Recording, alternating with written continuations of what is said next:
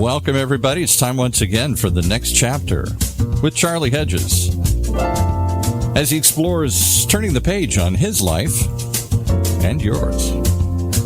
Hey, Charlie. Hey, Paul. You know, sometimes really good things occur totally unplanned, and today is one of those times. Truth is, only this morning I had a very last-minute cancellation with my guest. So as I was planning a solo-sode on the craft of creativity, I happened to receive a text early this morning from Courtney Marchesani about an unrelated issue, totally unrelated issue, and lo and behold, here she is with me to discuss creativity as it happens to be one of her favorite topics. I am anxious to see how this show comes about. I trust serendipity. We will see how that flows. So let's welcome Courtney Marchesani. Courtney, what a serendipitous occasion to have you once again on the next chapter with Charlie, especially after our delightful show a couple weeks ago. Oh, it was so fun, and I'm so glad that serendipity has graced us again today. This is exciting. I love creativity. I know you said that in your intro, but it's one of my favorite topics. So I think it's going to be fun. Good. And you know what's fun is that the way you view creativity, I have no idea if there is any integration in the way I view creativity. So this is going to be insightful for both of us as we bounce around and serve each other in our quest for a unique and meaningful life. As I was pondering the content for this show on the craft of creativity, I found myself so grateful for your willingness and kindness at the very last minute to join me today. That's very gracious of you, Courtney, at a very last minute. I know you had to change appointments. That's so kind. It's easy and it's worth it because I think creativity is kind of a lost art. I mean, I think that we see it all around us still in advertising and movies and drama, but those things are changing so much towards commercialism. So when we're talking about true creativity, I would change anything to be able to tap into that because I think that's where the beauty, bubbles up is the human spirit. It is creative. There's a link. There's definitely a link between creativity and the human spirit. It's funny you would use the word bubbles up. I think it occurs later. In my text, but too often I think we run the risk of putting creativity in the realm of the arts, and that is where creativity lives. When the truth is, every single one of us can explore and develop the craft of creativity, and that our lives can be creative. We may not be making film or art or, paintings or writings, but we are creating new opportunities for us and new ways of thinking if we only knew sort of, I hate to say techniques, but sort of some advantages and some sort of opportunities of how we can explore creativity. I'm so excited about exploring this subject. Now, Courtney, you are an expert at creativity. So before I give any of my ideas, I wonder, when I speak of this idea of creativity, what comes to mind for you? I've hung out with a lot of really creative people that I would just say are way far out there in terms of their creative spirit and how they express it in the world. And so I've hung out with writers and actors and directors and painters. And I have to say that I've always kind of revered them for their ability to fluidly or so smoothly express themselves through their medium. But I agree with you, Charlie, that I think we all have the capacity. And I think that all you have to do to see evidence of that, the craft, is look at children, right? I mean, they're so open. They're so willing to draw what they see, and put that spirit down on paper or act it out for their parents. I mean, they're open. And so I think it's an openness with ourself. But in terms of creativity, there's also a devotion. So I think that there is a devotion to being creative that you cannot suppress when you're an artist. But I think everybody has the potential to tap into their own creativity, whatever that might be. I think we have a lot of hang-ups in our culture that separate us from that, because we think to ourselves, oh, I'm not an artist. And so that's like the first kind of stumbling block or thing that shuts us down. We don't think or relate ourselves to art necessarily. Yeah, we have been given these negative signals that, first of all, that creativity is limited to the exceptional few. And secondly, we have been told, or at least it's been insinuated, that we are not creative. We are just, we are producers, and that's what we can do is we can produce, we can be rote, we can be journeymen and follow along this path. But the path of mastery, which I think is a path of creativity, is not proclaimed or not offered to so many people, and yet it truly needs to be. I like what you have to say about that, and especially with children. I want to think about openness. I believe that creativity does not exist without life's experience and life's research. You cannot sit in a room by yourself and say, I'm going to start painting, drawing, or writing. You must have information that guides you, that sparks you, that moves you. You read creative people. You read brilliant thinkers. And you take those thoughts, but you must begin with what you said with children. I think openness to new and speculative and even ideas that at first you may want to reject, but you have to ponder a while. Would you agree with that? Yeah, well, and going back to the children thing, I mean, I have one friend whose parents were in New York and they were upwardly mobile, and they were very busy, and his grandmother was home with him, and he was in the basement like practicing Howdy Doody and doing voices and putting on different outfits, and the grandmother looked at him and said, this kid's an actor.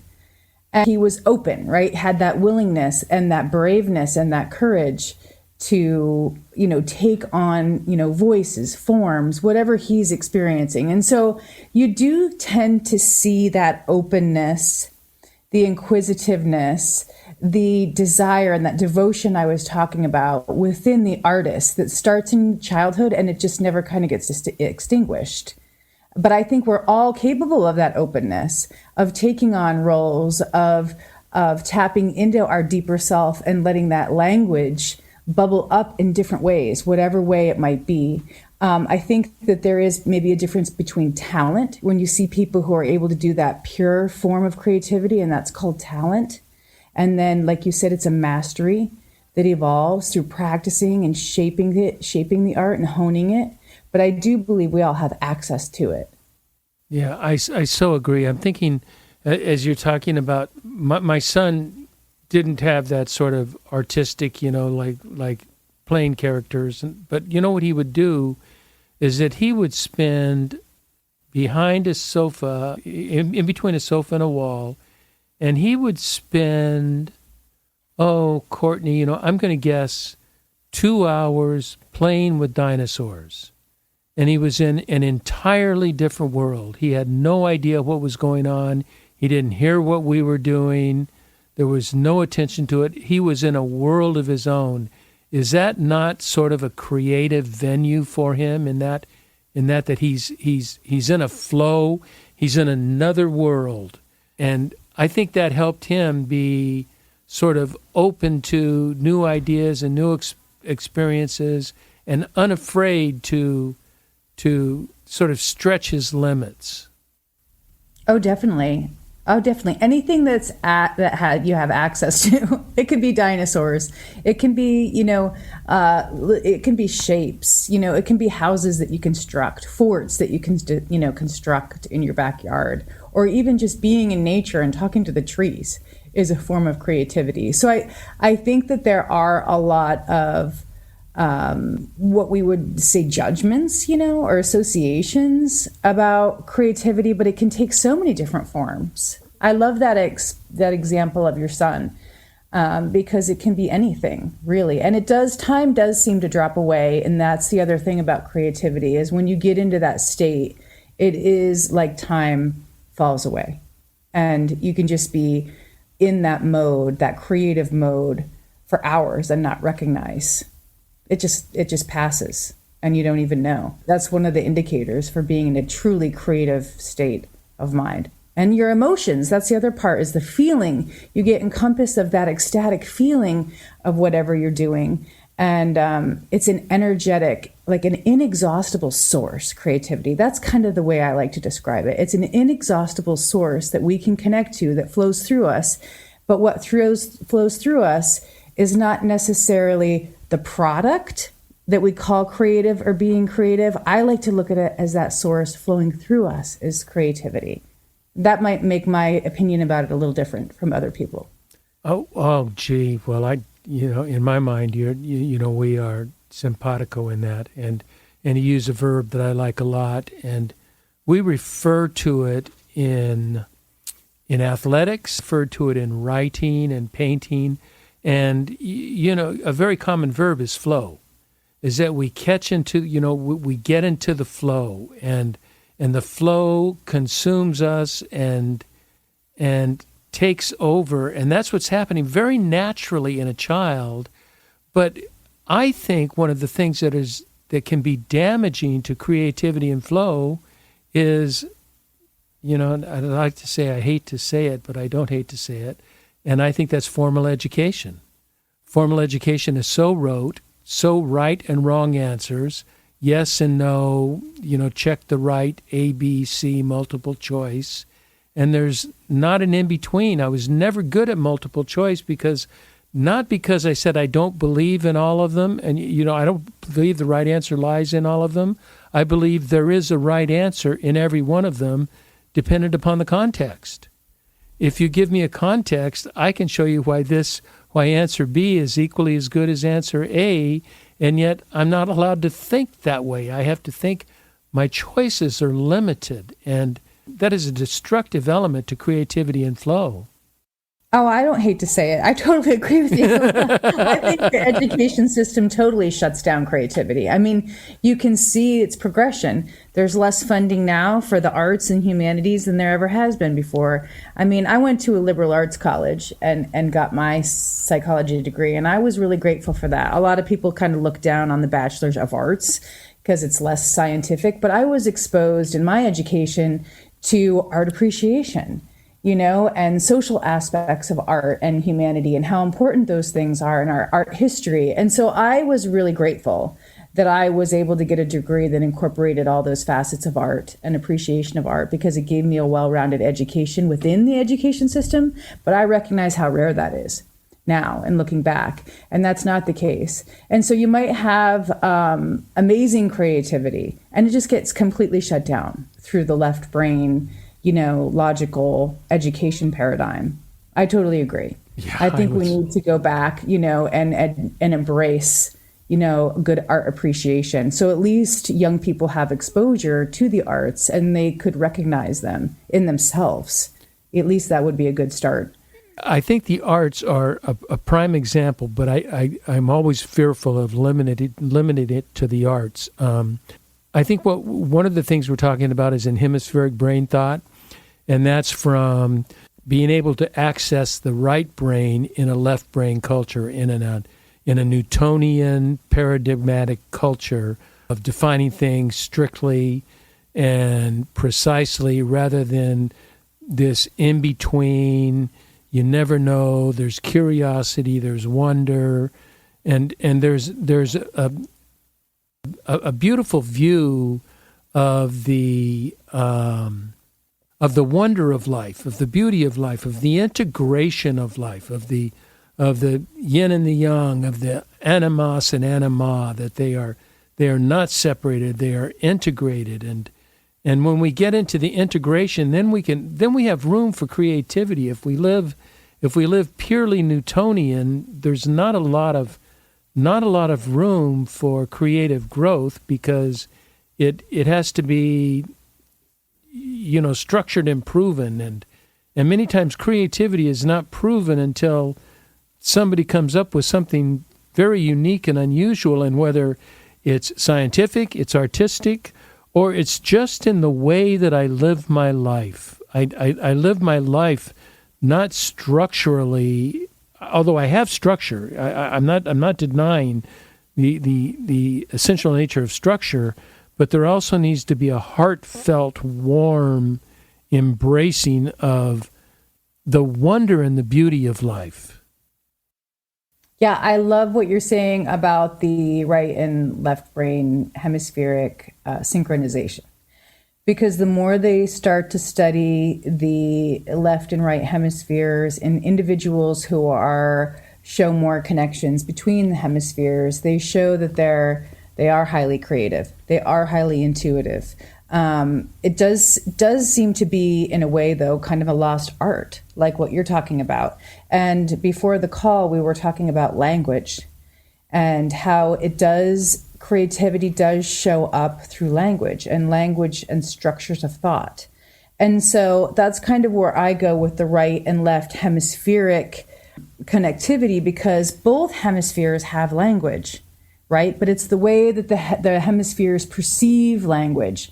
The right typically sees language in images and almost like a kaleidoscope of images coming into the right hemisphere. And then it's the left that puts words or semantic thought to the images to discern what is happening. Now, all of that's going through, right? All that's going through the optic nerve into the visual cortex to make sense of what these pictures are in the human experience. But the synchronization of both the left and right and having that really high level of connectivity between right and left is really it's a profound feeling, right? And perception together. It's perception and feeling together.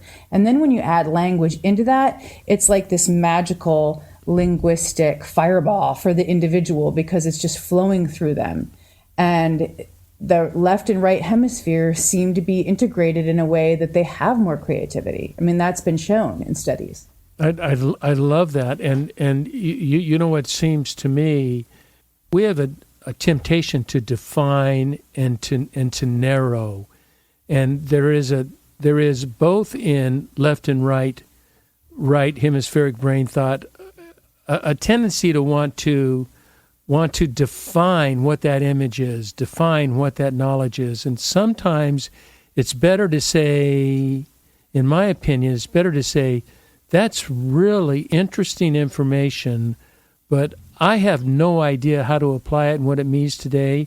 I just have to wait. You know, I'm strongly into waiting. I'm calling it. I'm writing a lot these days on the slow work of God, and that the slow work of nature in our life. That we don't come up with answers automatically. It takes time of pondering and waiting and seeing. Sometimes it's days, months, and decades, and sometimes it's years. I was on a journey that started a couple of years ago, and it's beginning to gain some clarity, although I'm not there. But the clarity, I could never have come up with it without going on this journey. Had I sought to identify it and to close it off, I would have lost the beauty of the learning, of the creative learning of what I have experienced, because I too quickly identified it. I wish I had this quote, this beautiful quote from a book that it's blown my mind. It's called Speculative Fiction. It's a new form of science fiction. I don't know if it's new, but it's new to me. And the book is titled This Is How You Lose the Time War by Amal El Mohtar and Max Gladstone. In one of the letters, there's two female heroines in this movie, that one says, I want to speak of the thoughts that you just, speak of the letter that you just wrote me, but if I were to speak of the letter, I would contain what it did to me, and that would make it small. I loved that. I underlined that. There's only two underlines in the whole book, or two highlights in the whole book, and that is one of them. And that when we contain a thought, we make it small, we limit it, and we do not allow for its growth, and therefore we do not allow for creativity.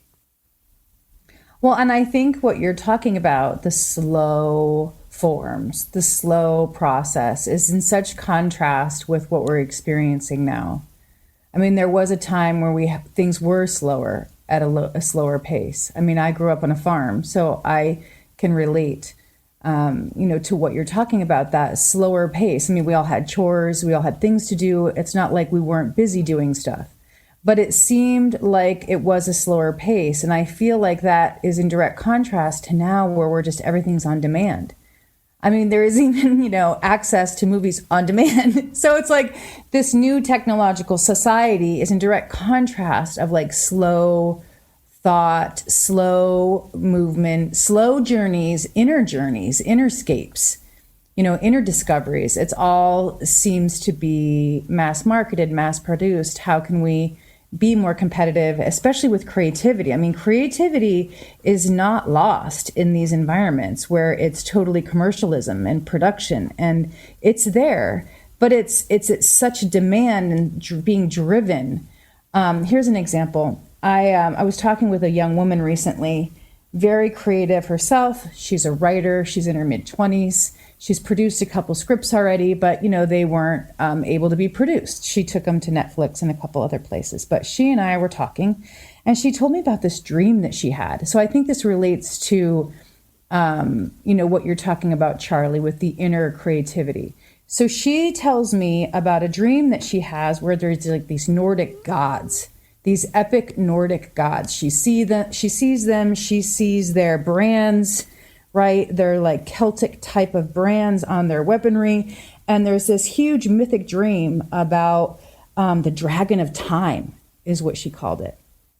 And so she had to solve this whole epic battle between these Nordic gods by going back to the dragon of time, tricking it, doing some kind of answer that only she had within her. This is all in the dream. And then she figured it all out. And she came out of the dream. She wrote it all down. She told me about it. And she's like, what am I supposed to do with that? And so my answer was, you have to wait. You're not exactly sure, but this is an archetypal dream. It's a mythic battle. There's the dragon of time. What does that mean to you? And this is a slow process. But this is an exact example of an artist or that creativity bubbling up within an individual, and they don't necessarily understand the meaning of it yet, even though during the dream, it was very clear to her that it was important. She was involved in the battle, and she had an answer. And so I love what you're talking about. And creativity is obviously still alive, because the young people of our culture are having these type of epic archetypal dreams in their own experience. But do we know what they mean yet? No. It takes time to unravel it through your own journey, through your own life experience. And you wait and see what comes next. We call it instant gratification, but it's not. It's more than that. It's instant application. And you cannot, wisdom does not come instantly. Wisdom is a very long time oriented. I've said it's unfortunate that wisdom is reserved for the old, that you could not get this wisdom. I could not have this wisdom 30 years ago. I would have lived my life much differently. And that I am learning the value of waiting. And I think that is so wise of you. I think that is so true, that shows what a brilliant coach and advisor and consultant and friend you would be, in that you can tell somebody, don't try to come up with the answer to this. Just sit on it, ponder it, watch it, see what happens, see how it materializes, and know it's not just going to be days. I'm sorry, but it may be months and even years, but the beauty of it will show. It will come out, as long as that's it doesn't even have to be front of mind. It can be back of mind, but it's on the back burner, but it's still there, and then something will come and it will bring it back up to the front burner. I love the waiting. Well, and the synchronicity is part of it too. I do think that these things are not on the forefront of our mind unless we've gone through something pretty dramatic and we're trying to tap in to creative solutions, and we're asking ourselves deeply, what is the next step? I do believe then the creative force comes closer into your attention and right in front of you. But I do think a lot of times it bubbles up, or I like to describe it as butterflies. It feels like butterflies that kind of float around. And I was explaining to you before, one of my ways of describing the creativity, it's like it's a vibration. It's a language. It's hard to express it in a definition, but what you know it when you see it. Like if it's one person's time dragon, it's another person's, rainbow that they see that kicks off a melody, or the vibration that you feel, or the people that you're drawn to, and the conversations that you have. Creativity just seems to flow and ebb and flow in the movement of life and the living of life. That is so beautifully well said. You know what I'd like to do? When I take a break, I would like to do exactly the opposite of what I've said here. I would like to give people not steps, but just ideas, just thoughts about how they might incorporate this time, the use of time, the use of different aspects. I told you I have this concept that have come to my mind of a weaver and a thief. I would like to wind that into our next half and get your feedback and input on that. So let's take a quick break, and we'll come back to some of my crazy ideas.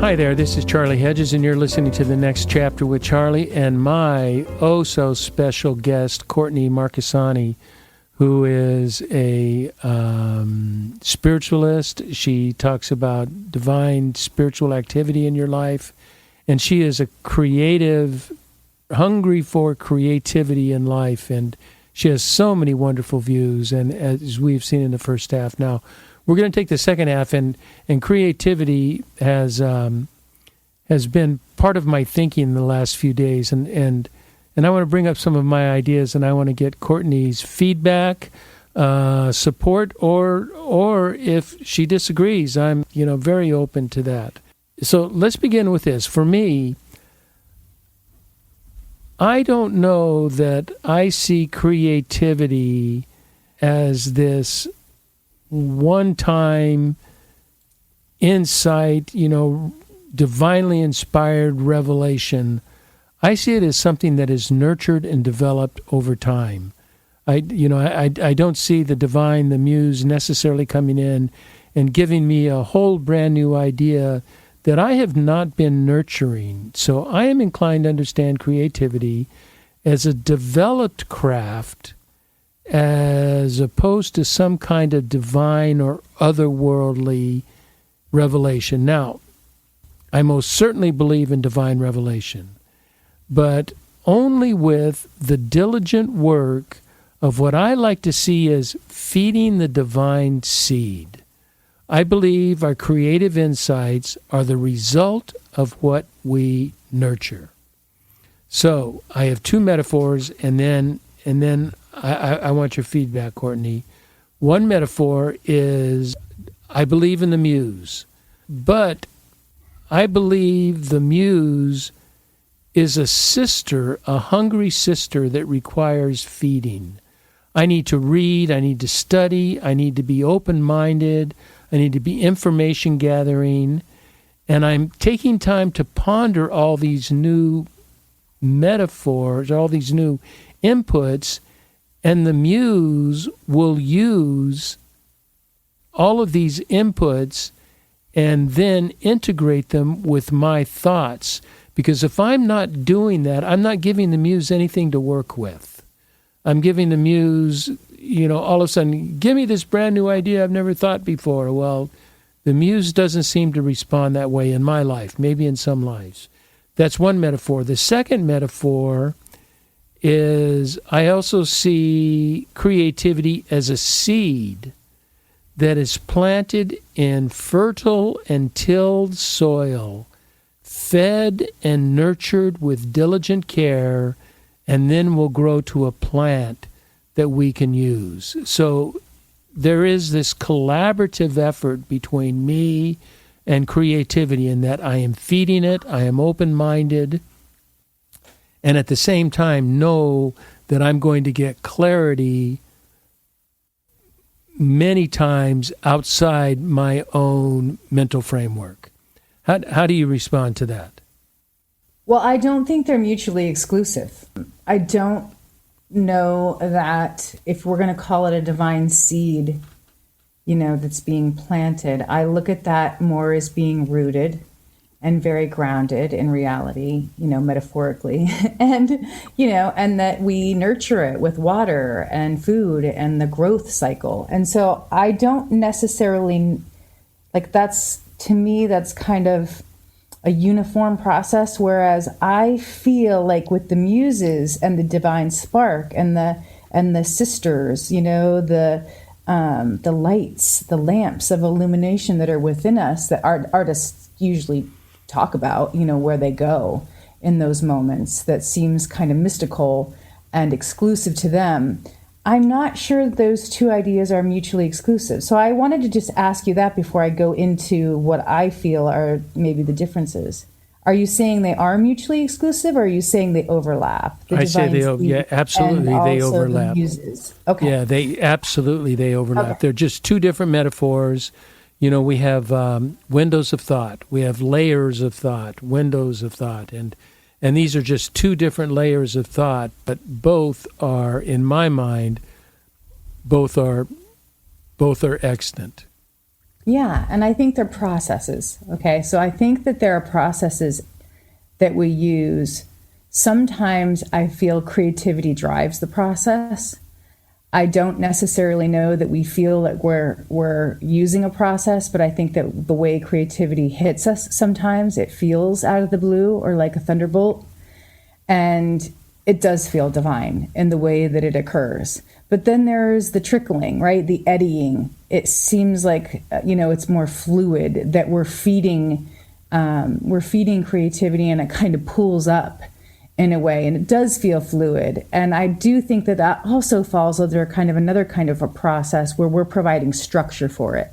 And so I can describe in my own process, in my devotion to writing, as one of the mediums that I feel truly creative in, where I can just let the creative welling up flow through me, and I'm kind of a conduit for it, but it feels like it's coming from somewhere else. I know that somewhere else is my own divinity, but it still feels like what we've described, blissful, all-encompassing, that I'm just kind of allowing it to come through me, but it is that inexhaustible source or flow. Whereas creativity for me, when I put a lot of structure on it, kind of like in relation to the educational process, I feel that it's more something that I have to feed routinely to get that consistency. It's still there, but it feels like a smaller voice rather than that big welling up or that big river coming through. And I know those are a lot of metaphors, but that's the way that I conceive of it for myself, because I do think creativity is a hard thing to describe. But when I've talked with other people who have experienced that same thunderous kind of force moving through them, they describe it similarly. They use different words, but it does feel like being connected to something larger and allowing it to flow through you, which can be very overwhelming and scary a little bit, because it does feel like you're almost kind of harnessing Mother Nature for a brief period of time and allowing it to flow through you. That's the best way that I can use to describe it. But I wouldn't describe them at that eddying, like a river eddying up or a stream eddying up, or the planting of a seed. I don't necessarily think that they're separate. I think that they're very similar, actually. Yeah, they really are, and I probably misrepresented the feeding. I don't mean it to be rote. I mean it to be, I'm helping give myself new ideas that are just kind of hanging back there that, for me, the muse will apply. I'm giving my mind other things to think about, because I believe creativity is so much in the imagination, and that unless I expand my imagination, I will be limited in what I can do. But I so agree with you. I'm thinking of my, what I call right now that I'm writing in the mornings, I'm writing morning musings. And if you could read my last two morning musings, and if you've read my blogs, it sounds like two different writers. One is I'm, writing to an audience and writing blah, blah, blah. Here's what I think about X and such. And my musings are totally in the flow. And it sounds like another writer. They are so otherworldly, and they are so right now, right today. They're not always this way. But after reading this novella, it has got me to thinking, and it is the muse that is taking me in a whole different realm of thought. But it was inspired by a book. It was inspired by the very, very, very extraordinarily creative revelations of another book that got me thinking in a whole new dimension. And it's a dimension of time, dimension of space, and all based on the value and the primacy of love. And I'm just the language I use, Courtney, you would laugh. You would not think this is the same author by any means. But the second writings in the flow are a whole different sort of literary, mystical, very different sort of tone, because the audience is me only. I don't care about what anybody else thinks. Well, I love where you started going with that, like time, space, and love. That's a great title. I was thinking that as you were saying that, it was like, ooh, time, space, and love. And then, the play off other books like Love in the Time of Cholera. And, there's something there. There's something there about the primacy of love and time in space that you're working on that I feel is really important just intuitively. But when you were starting to talk about the two different people or the different ideas coming through you, and it seems like different people, the one who sprang to mind, the artistic luminary that sprang to mind immediately was like William Blake. William Blake was a visionary, and he had a steadfast faith in the human spirit as kind of a related theme to what we're talking about. And he actually saw in his visual field, what at the time and during his time they called specters. So they were goddesses. They were, sometimes otherworldly spirits. And so he depicted through his artwork and his visual perception this battle that he felt that was going on. Now, maybe some people go back and look at him and say, well, it was a battle between himself and the orthodoxy of the church at the time that he was depicting. But he actually was described as seeing images that appeared real to him that he painted. And so when you start to talk about perception or language or the way it comes through, there's different phenomenon that appear in creativity that cannot be described. They can't be explained. And psychic automatism is one of them. And William Blake was actually identified, his artwork, as being psychic automatism, which is kind of a little bit... Would you describe that, please? Psychic automatism is when the artist or the person who's experiencing this inexhaustible force or source coming through them as creative force, right? The creative force is moving through them. The person who is experiencing it describes themselves as kind of stepping outside of themselves or moving one step to the left or to the right and letting the force flow through them. And they don't always necessarily take credit for the creative work that is being done. And so psychic automatism is when they feel like they're more of a channel and less of the actual artist producing it under their own conscious control. That's the best way to describe it. But what you're describing is similar. You're talking about feeling this creativity moving through you, and you're looking at the different ways that you're creating, and it seems very different. The voices seem very different. So I don't say that you are experiencing psychic automatism because you're still under your own control and your own, will creating it, but it sounds close, doesn't it? Oh, it's when I am creating it, I am not in my own will. My whole time-space continuum is so upside down right now in that I'm thinking of layers of time. I'm thinking of we live in this one cosmos, this eternal cosmos, and I'm thinking I'm entertaining the thoughts, why can't there be others? Why does there have to be only one eternity? If we have a God capable of everything, then there certainly could be multiple eternities. I know it sounds crazy, but we're limited to time.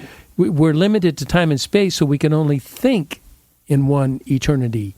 But are there others? And that's where my thoughts are going. And that's Spinoza. Spinoza talked about the three layers, and he talked about eternal recurrence, and he talked about some similar ideas. So I don't think that is crazy. I think actually some really profound philosophers have explored things like eternal recurrence, and Spinoza is one of the people I look to because he was a profound thinker. But it sounds like you're explaining, with your layers of time and love and space and devotion. These things they go beyond words. They tap into something more.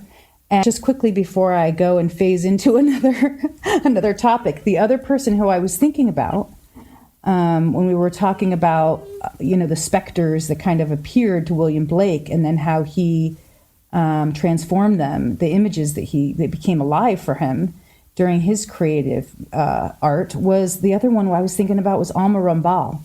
Alma Drawings grew up in a very remote area in Ontario, Canada. And, she had some artistic ability or some creative ability, but it wasn't like she practiced any kind of medium all the time. And when she got older, she was I think this would really interest you, Charlie. You should check her out. There's a documentary about her called the Alma Drawings. And, she was likened to William Blake because she was in her at least middle age. I think it might have been 45 when she started to have these spontaneous creative moods, I guess is the best way to describe it, where she once again had these like visionary experiences that were coming to her, but she didn't take credit for it. But she did all these drawings that flew through her. And so her work was also determined to be psychic automatism, that she was essentially allowing through her creative force, and a marriage of her creative force and however else she described it, which was basically like she said, this isn't mine, it's coming from somewhere else. But the motifs that were depicted were like ancient tribal art, Buddhist art. I mean, Rinpoche looked at them, Dalai Lama's advisor, and said, these are tribal art that are very similar of our form of medium of tapestry. And so then he would go in and identify the actual identities that she drew.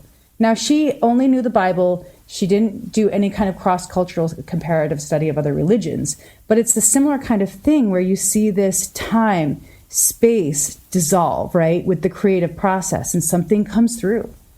It's coming through in its own language, depending on the medium or the person who is relaying it.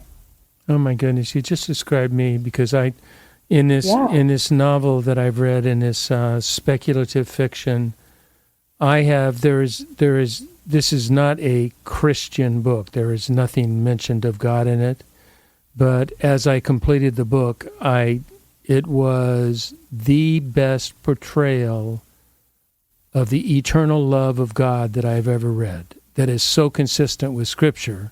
And it's like my vision of Scripture that was created by somebody who's not of the discipline at all. And yet I want to write the authors and tell them, close with this idea. And I just wonder, we don't have to talk long on it because I know we've gone a bit. It's just something that occurred to me this morning. And since it's in the title of the podcast, although I can change the title before we publish, but I'm calling it A Weaver and a Thief. And I believe, as a creative, my creative self is that of a weaver and a thief, is that I steal threads of brilliance from others and weave those threads into a tapestry of my own making. I love it. I mean, I'm such a visual person. So I see like this man, like this image of this man, but it's almost like cartoonish, almost with a light, like a torch that he's running and he's got the thread, but he's also running with the light at the same time. And so that immediately like evoked an image for me of the thief, but also the weaver. And so I'm not a drawer, like I don't draw, but it's a really cool image that came to mind when you said your phrase of where you're at right now with the creation aspect of your persona. I think somewhere in there has to be this wholly other inspiration of the divine muse that is different than the thief. That not all ideas are stolen. Some ideas are given, that are offered, that come in a language you talk about in our last podcast, that come from a whole nother source, that come from somewhere other than the sort of logical or intuitive mind. I think it is an intuitive process.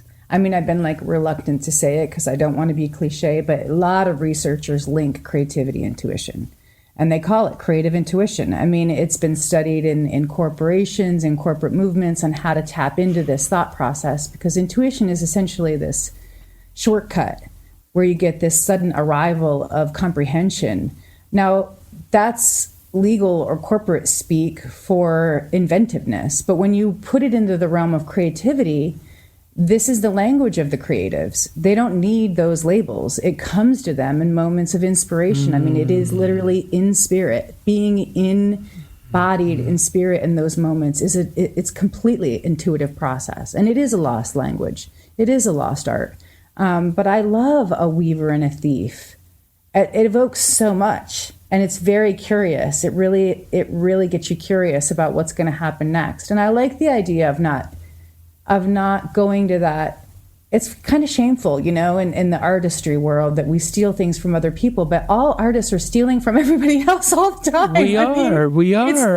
It's known. Stop making it be blasphemous, I mean, it's borrowing, really. It's borrowing, right? Can I borrow this from you? And a lot of times artists who are of that code will say, hey, can I borrow that? And the other person will say, yeah, because it's a compliment. It's a recognition of the creative spirit in the other individual, and that it's caught on. And somebody's like, yeah, cool, man. That's cool. I want to use it. Can I? So maybe we ask permission, or maybe we don't, but it's known. That is a known phenomenon in subculture. In history, we've only gotten into, since, post the Age of Reason and all of that, where we're quoting people. The old philosophers never quoted anybody else. They would say something, but they didn't say, oh, Epicurus said this. They would just say it as if it's truth. It's accepted. I just realized that Herodotus ripped off Pindar. Okay, I was researching Herodotus and how he said culture is king, and how culture really is what shapes our thoughts and emotions, right? And then I went and did all this research on him, and it was Pindar, and he said custom is king. Custom is king, and he was talking about, the gods or God or whatever, pantheism, wherever he was coming from. And so I thought, okay, Shakespeare used it. Shakespeare uses it later, right? The custom is king. And so you can see it gets passed down all the way back to Pindar, right? And so Herodotus was no great shakes. He was just ripping off Pindar. Yeah, well, or maybe not so much ripping off, but expanding. Yes, and he was expanding. He was certainly expanding in his own way. And he goes into it. Herodotus goes into, different belief systems of different cultures, and how we shouldn't close ourselves off, and we should be open even though we don't agree. I mean, there's a lot of really good stuff in Herodotus. So I don't mean to shame him, but yeah, he took from Pindar. Courtney Marchesani, and listeners, please know that this was a genuine conversation. There were not a whole lot of questions, but there was genuine conversations, and I knew it would be brilliant with Courtney because she is always on top of her game and always thinking. Any way you want us to get in touch with you, Courtney? Oh, everybody knows on your podcast I'm on Inspire Potentials. Okay. That's how you find me, Inspire Potentials, because it's hard to say my name. So just type those two phrases in and I'm on the top. Okay. Thank you so much, my friend. Thank you. Thanks for the invitation. It was very stimulating. Yes, hang on for just a sec. I also want to thank our listeners for tuning in to the next chapter with Charlie. And if you get a chance, check out our website. And until next, this is Charlie Hedges signing off. Bye for now.